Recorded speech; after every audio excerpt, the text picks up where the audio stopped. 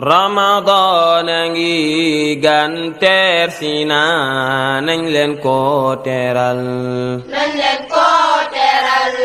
weeru alquraan ku ci def lu baax dañ la koy fulal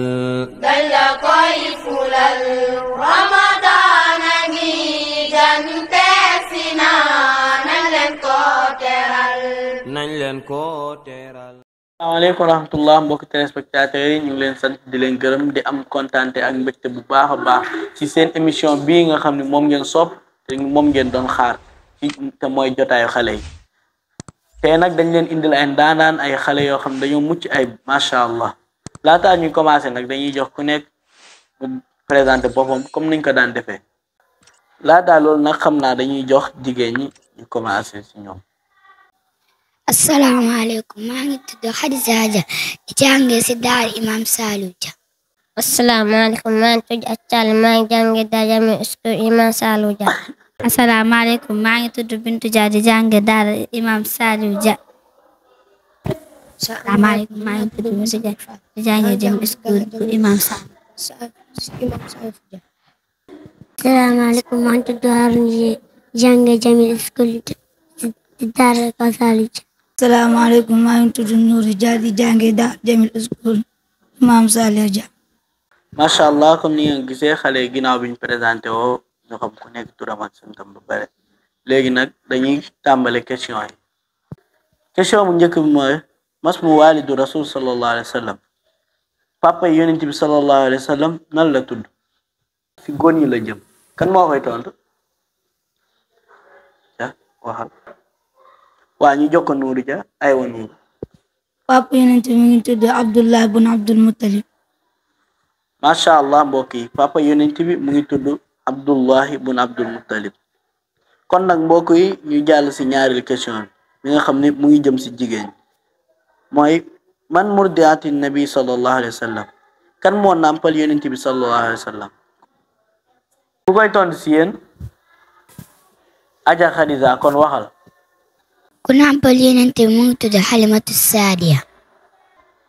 macha allah kon mbokk yi ci nàmpal yonent bi mu ngi tudd Halimatu Saadiya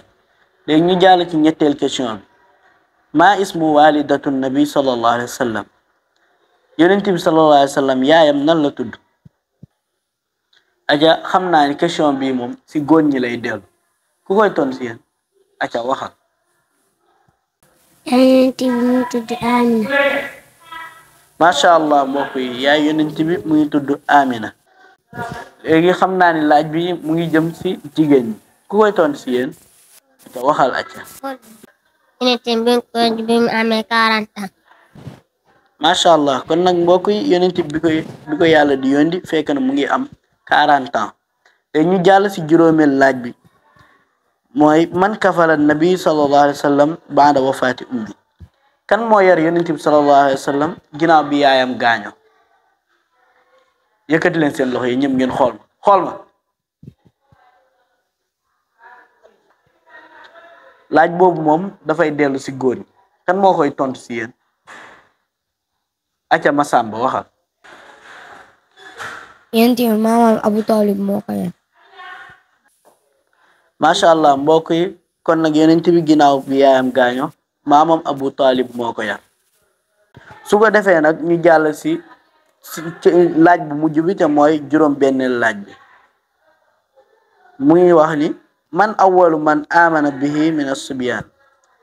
ban xale moo njëkk gëm yonent bi sallallahu alayhi wa sallam yëkkati leen seen loxo laaj boobu mu ngi jëm si jigéen ñi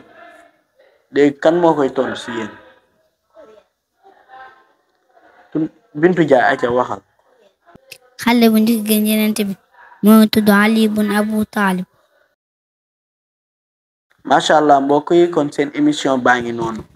ñu ngi leen di jox beneen dig daje ci beneen yoon incha allah. Ramadan a ngi gan teer si na nañ leen ko teeral weeru alquraan ku ci def lu baax dañ la koy fulal Ramadan a ngi gan gan teersi na nañ leen ko teral nañ leen ko teral